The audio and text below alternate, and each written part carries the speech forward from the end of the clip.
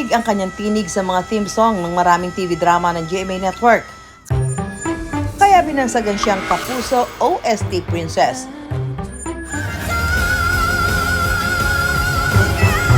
Kumakasa rin siyang judge sa tanghalan ng kampyon ng TikTok Clock. Tapos today, binigyan mo kami ng ibang, kumbaga kung sa ulam, ibang flavor naman ang binigay niya sa atin. Pero ngayon, siya naman ang huhusgahan sa ibinebenta niyang empanada. O, titikman na natin bilang inampalan yung may-ari nito. Ako naman ang mag-judge sa'yo. Tama. I-review natin.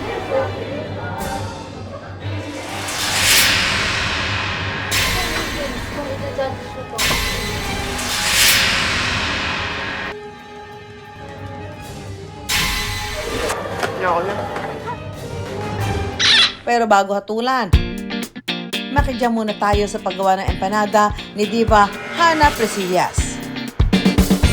Anong madalas mong kinakanta pag gumagawa niyang feeling? Yung favorite ko po na kanta, Sailing.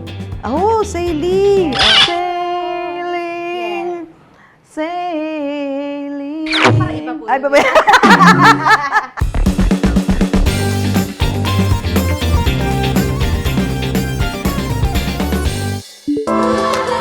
Nagsimula ang kanyang career ng tanghaling grand champion sa singing competition ng Bet ng Bayan noong 2014. Mula noon, iba't ibang theme song na ng TV drama ang kinanta niya. Kabilang siya sa grupong Queen Bang kasama sina Julian San Jose at iba pang GMA divas na madalas bumirit sa variety show na All Out Sundays. Pero pag-uwi ng bahay, hindi na mikropono ang hawak ni Diva Hana, kundi sandok para gumawa ng empanadang pang-negosyo.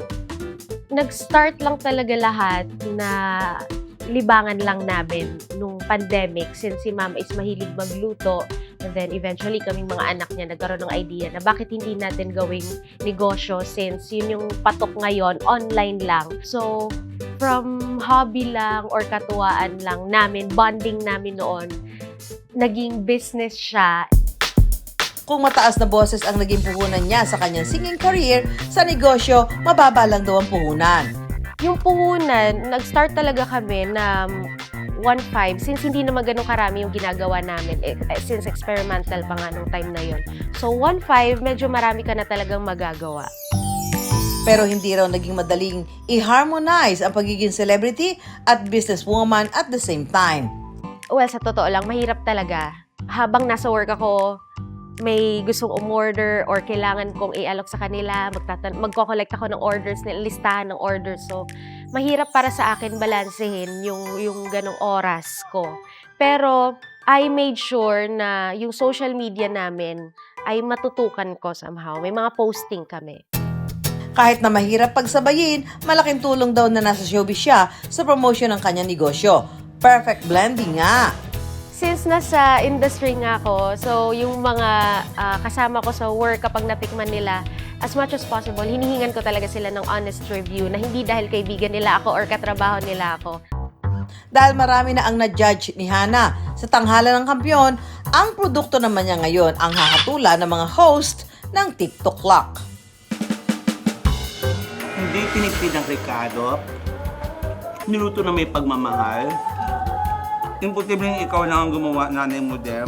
Congratulations, napakasarap, Hana. Wow! Siksik-siksik at maapaw ang laman! Pero dahil hindi ko na nga sumakagat, lahat na lang. Malambot, pwede rin pala sa walang ipin.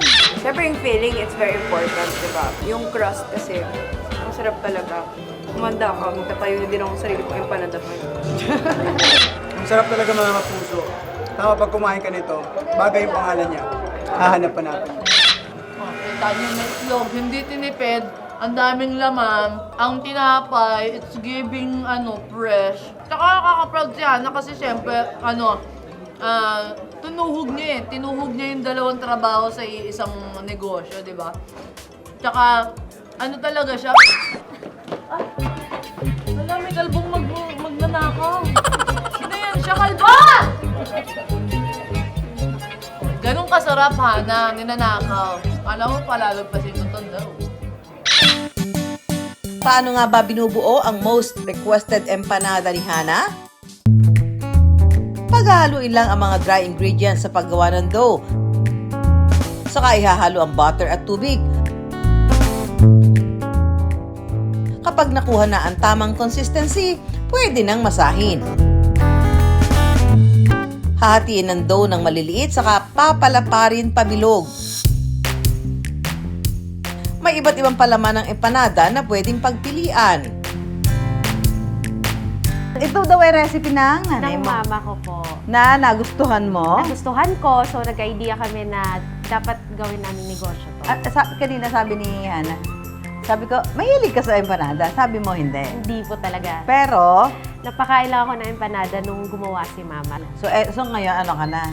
As in, parang halos everyday po, inahanap ko. Hindi ako nagsasawa. Ito, may bilog na tayo. Then, lagyan po tayo ng Pinaka-feeling. feeling. Ito po, chicken flavor po to. Chicken flavor to, yan. Pag po. nagluluto ka ng pinaka-feeling, kumakanta ka ba? Ay, minsan Ano po ka- talagang kakanta. Ano madalas mong kinakanta pag gumagawa niya ang feeling? Old soul po kasi ako Old eh. soul ka, so gusto ko nabahay po kubo, yung- gano'n. Yung favorite ko po na kanta, Sailing. Oh, sailing! Yes. Sailing! Sailing! Parang iba po Ay, Ayan, so Hana, try ko nga ha. Try mo yan, Miss Susan. Ano to ba? May certain ano ba to? Weight o tansya na lang? Tantiameter. Tantiameter. Ito ang ating tantiameter. Ang daming laman. Alam mo kasi Yes. ang hirap naman pagka bumibili ka to, yung puro ano lang, dough lang nalapon. Ayan, teka muna, kailangan ano, siksigin natin. Tapos water po tayo sa water gilid sa para gilid. hindi siya bumuka kapag naprito na po. Didiinan. Diin lang po. Mhm. And then, diin while tinatanggal yung excess. Ayun. Kapag buo na ang empanada, pwede nang iprito.